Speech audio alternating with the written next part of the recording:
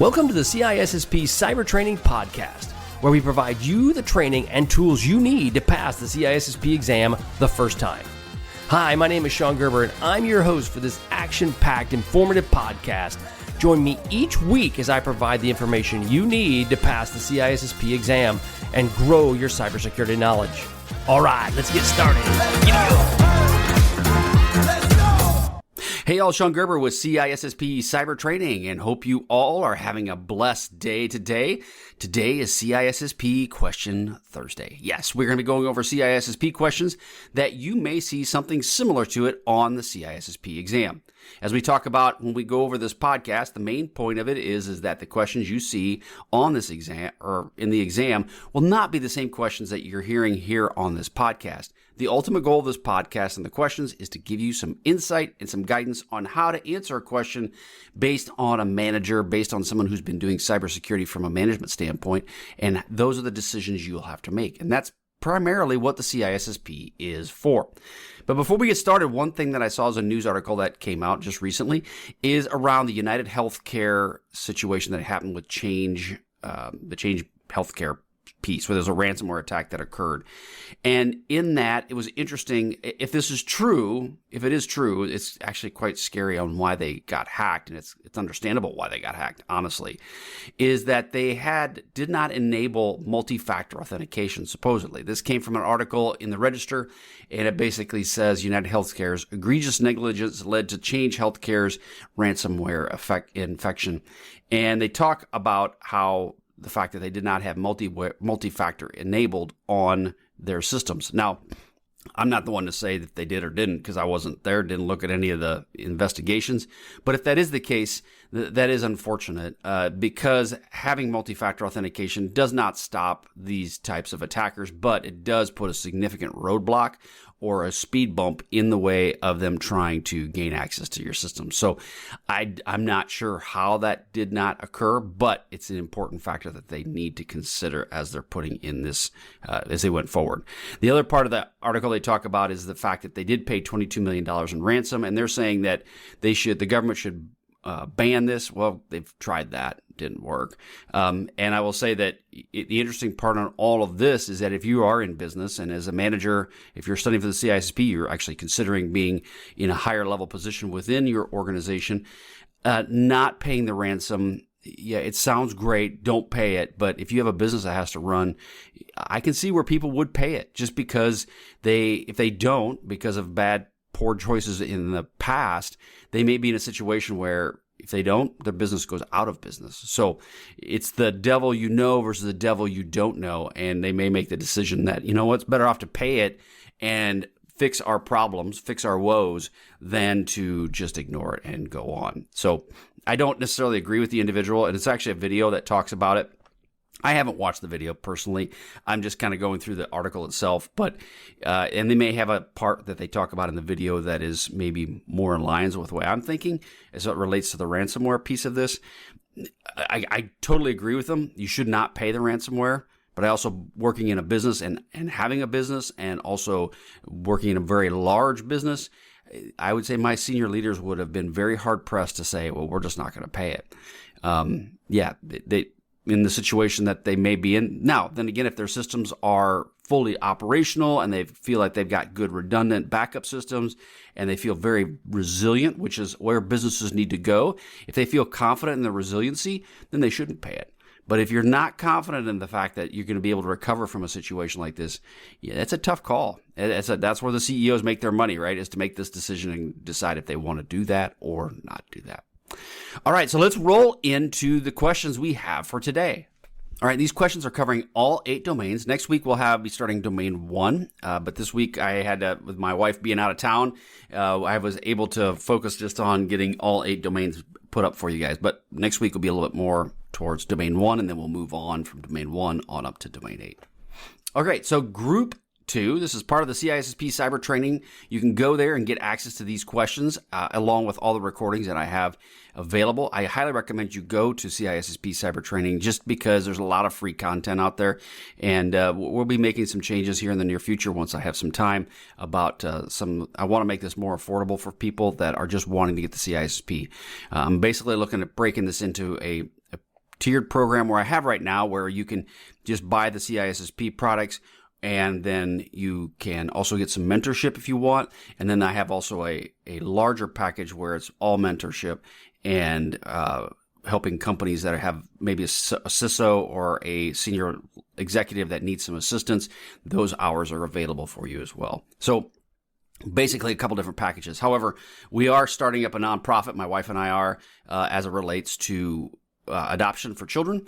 And what I want to do is, and my plan is that the sales that come from obviously CISSP cyber training are all going to go into that nonprofit.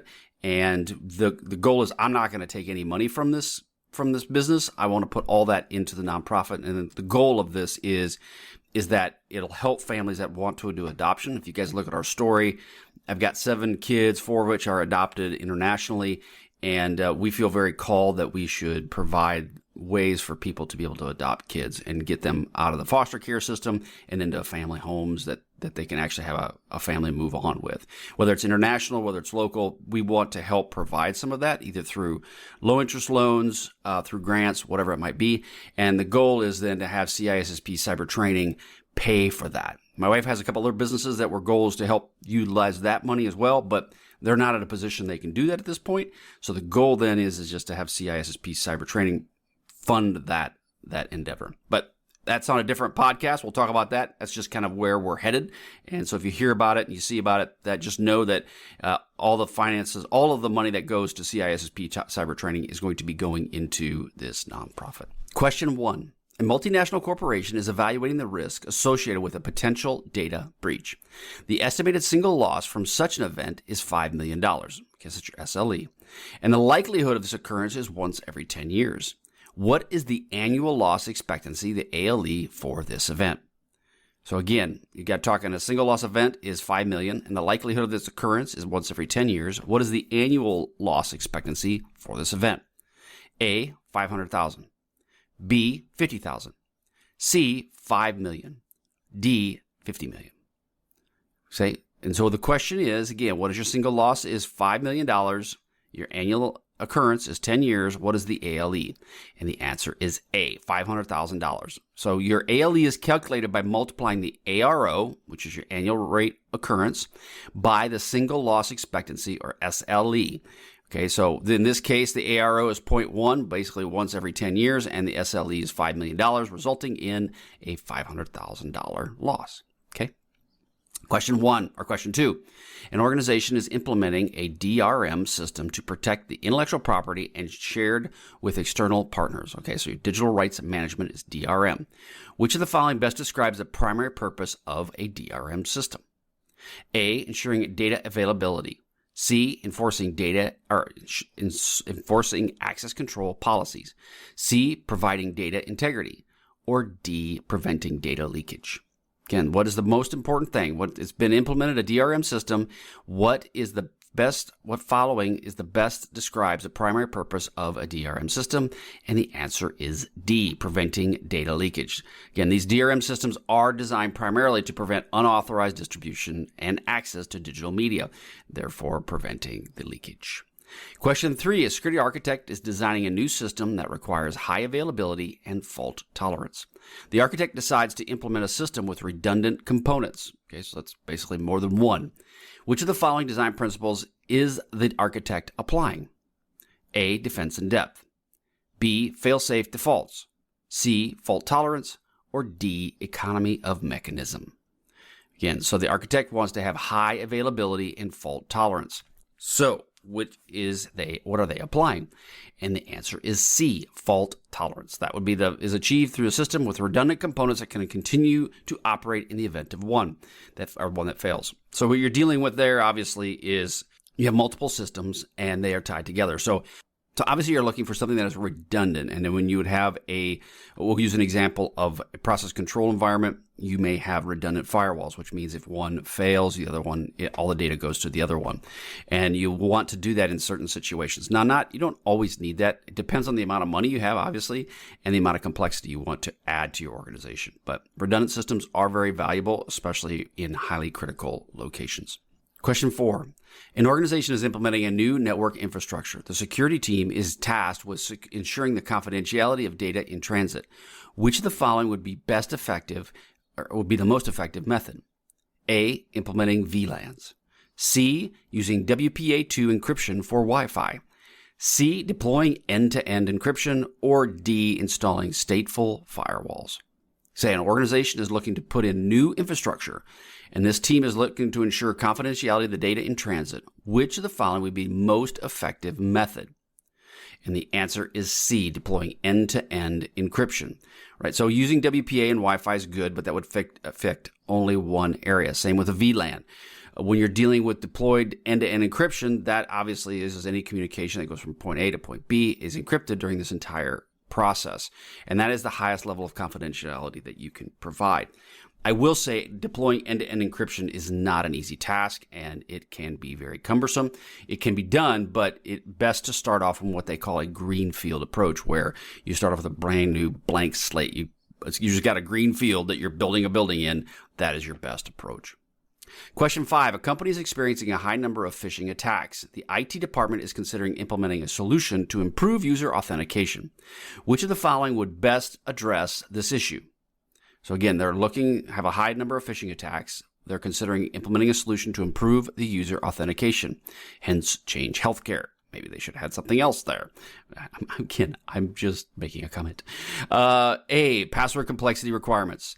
B, multi-factor authentication. C, single sign-on. Or D, regular password changes. Okay, what is the best to address this issue of a high number of phishing attacks? They all will work, right? But the deal with the best number is the multi-factor authentication. Again, it requires multiple pieces of evidence to authenticate, and it does reduce the number of phishing attacks. Question 6. A security consultant is conducting a penetration test on an application to identify potential vulnerabilities. What should be the first steps in this process? So a security consultant is conducting a penetration test on an application to identify potential vulnerabilities. What should be the first step in this process? A, running a vulnerability scan. B, establishing a scope and rules engagement. C, reviewing the application source code. D, conducting social engineering attacks. So again, the consultant is conducting a penetration test on an application looking for specific identities or vulnerabilities. What would be the first step? And it would be B, establishing the scope and rules of engagement. When you're dealing with any sort of organization, you want to define your scope and rules of engagement, especially when you're dealing with pen tests. I'll give that as an example. You come in and you have someone that's attacking your network. If you don't provide the scope and rules of engagement for engaging in that pen test, they could span much larger than you want. They could get into areas you don't want them to go to. They could waste a lot of time chasing areas that are potentially not as valuable to your organization. So you really truly want to have the scope and the rules of engagement defined for that penetration test. Question 7. An incident response team is dealing with a suspected data breach. They need to prioritize their actions. What is the first thing they should do? A, notify law enforcement. B, contain the breach. C, perform root cause analysis. Or D, restoring systems from backups. And obviously, if you guys listen to this podcast long enough, the answer is B, containing the breach. You want to make sure that you have the breach under control as best as you possibly can before you end up doing any of these other options. Now, you may have a situation where you might be working those in parallel, whereas notifying law enforcement as you're containing the breach, that may be something you may be considering, depending upon your organization and maybe the fact that the requirements are that you have to get a hold of law enforcement within a short period of time.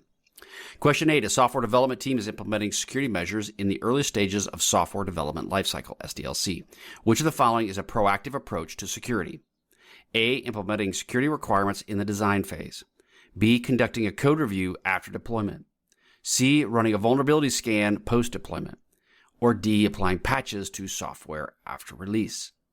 So again, the software development team is in the early stages of the SDLC process. Which of the following is a proactive approach to security?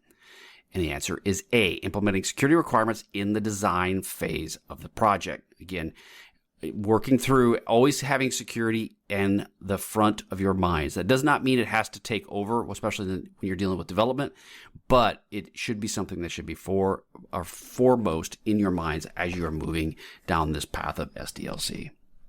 Question 9. An organization is considering adoption of cloud services, but is concerned about the potential risks.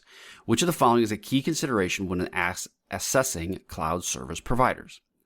A, the physical location of the data centers. C, the cost of services. C, the scalability of services. Or D, the color of the data center buildings. Oh, yeah, that's pleasant, right? The color.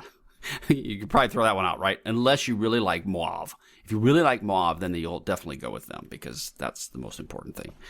I think mauve, it's like peach pink something. Yeah, it's an 80s thing, if I'm not mistaken, 80s or 90s, because I am that old and I would know that.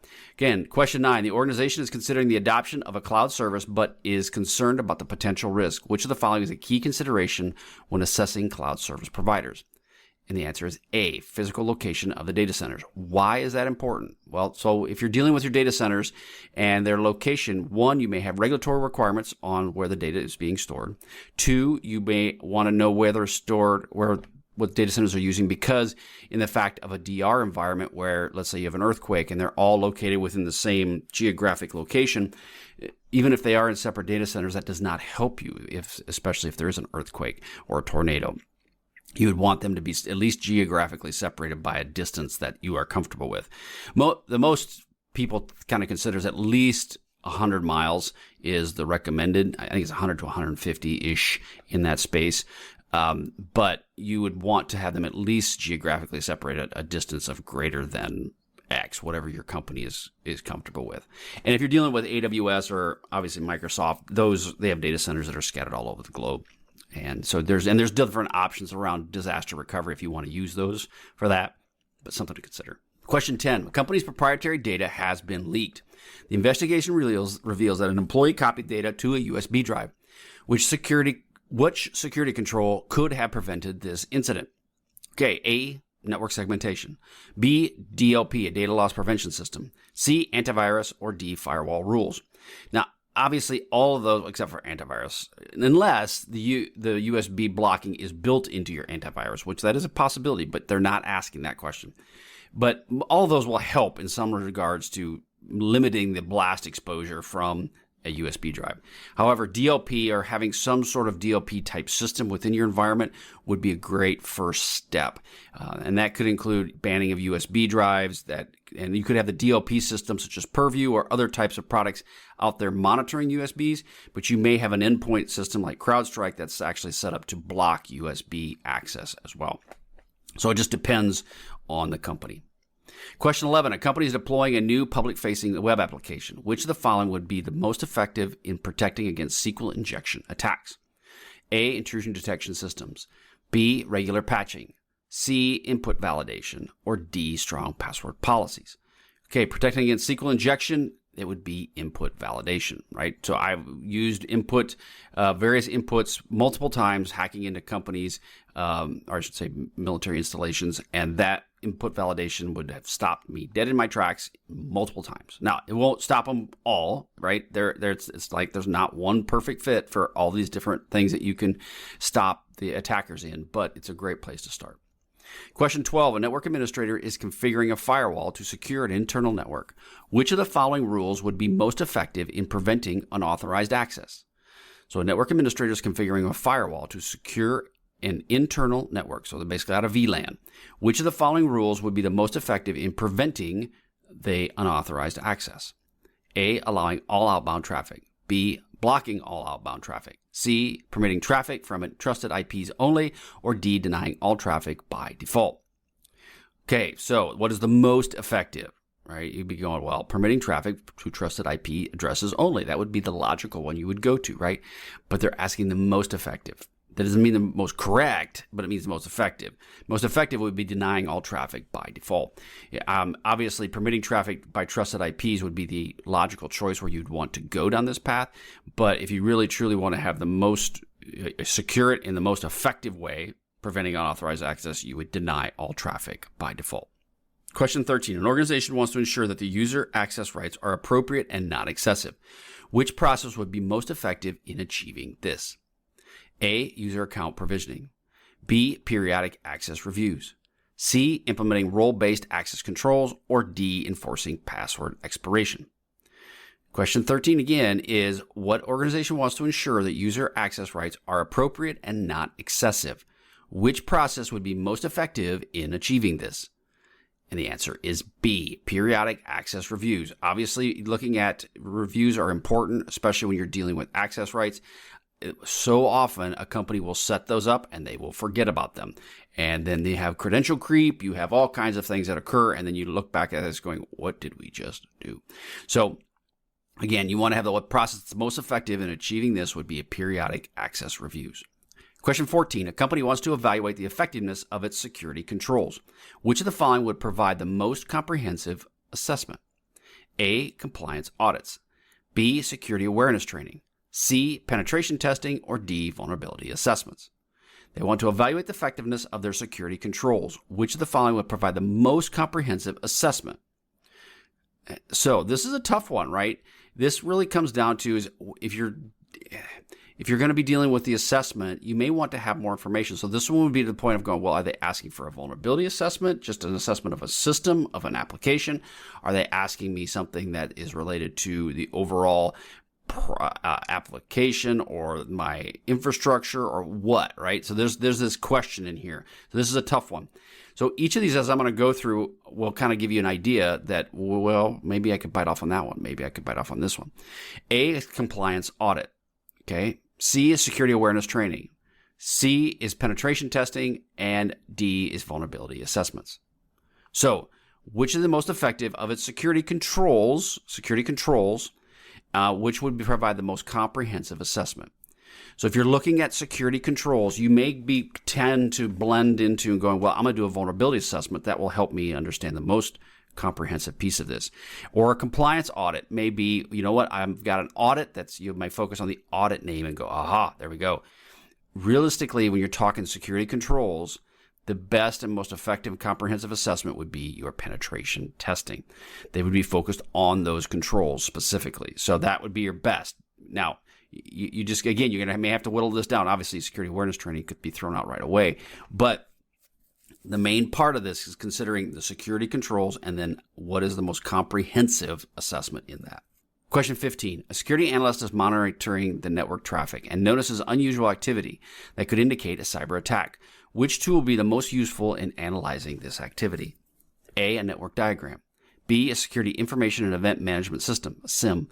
C, data classification schema. Or D, a change management log. Okay, well, you guys probably can figure this one out. But if you don't have a background in it, obviously, then that may be a little bit more challenging. When it comes to analyzing the activity, the key thing here is using a SIEM. And your SIEM is an important factor in an organization. And this is where all the different types of security events come into. Now, I will say that the SIEMs will range. They can be very complex, very complicated, to something that's very simple and just more or less SIEM in a box. And you can plug it in and you're good to go. The interesting part, though, is it just depends on the size of your organization and the SIEM that you want to use. Various other options out there. Obviously, you have Microsoft, you have ArcSight, you have, pretty much everybody's got a SIEM du jour that you can use. But you need to find something that works best for you and your organization. Question 16. A developer is concerned about the security of a third-party libraries used in an application. What is the best practice to mitigate the risk associated with these libraries? A, using the latest version of all libraries. C, conducting a thorough code review for each library. C, using only the libraries from all reputable sources. Or D, all of the above. So again, the third-party libraries used in an application, what is the best practice to mitigate the risk associated with these libraries? And the answer is D. Again, all of the above. You want to use the latest version, right? You want the most up-to-date code. You want to conduct a thorough code review of each library, and then you use only the libraries from reputable sources. Sometimes even the reputable sources have issues. Okay, that is all I have for you today. Excited to help you guys pass your CISSP. Had another person reach out and say they just passed. Woohoo! So life is good. I get emails all the time on people that are passing this test and through the use of CISSP cyber training and other resources that they have found out there on the internet, which is great. I highly recommend that you look at other places online, especially for the CISSP. People learn in different ways, and therefore not just one way is the only option for you. So please go check out different options. Let me know. Keep me informed on if you're passing the CISSP. If you give me your name and you're allowing me to say it on the air, I'm happy to put a shout out there for you. But I'm getting multiple emails from people that are passing the CISSP. Head on over to CISSP Cyber Training. Again, check out what's out there and available. Again, I'll tell you right now, I haven't posted it on the website just yet, but it's in the process of doing it. I'm just running out of time. But all the sales that are going on at CISSP Cyber Training are all going to be going to our nonprofit. More to follow on that, and I will put that on the website itself, what the nonprofit name is and so forth. My wife is still trying to figure out what the name is going to be. But everything's going to our nonprofit for adopted kids because the money is not important. That's what's important, period. All right. Hope you guys have a wonderful day. Again, let me know if you have any questions or concerns, but we will catch you on the flip side. See ya. Hey, thanks again for listening today. It's been my pleasure to prep you for the CISSP exam. Are you interested, though, in some free CISSP exam questions? Head on over to freecisspquestions.com and sign up to join my email list, and you'll receive access for 60 free CISSP questions each and every month for the next 6 months. That's a total of 360 questions just for signing up with CISSP Cyber Training. You'll also gain access to other free CISSP resources, so just head on over to freecisspquestions.com and sign up, or head on over to CISSPcybertraining.com and sign up today. Have a wonderful day, and we will catch you on the flip side. See ya.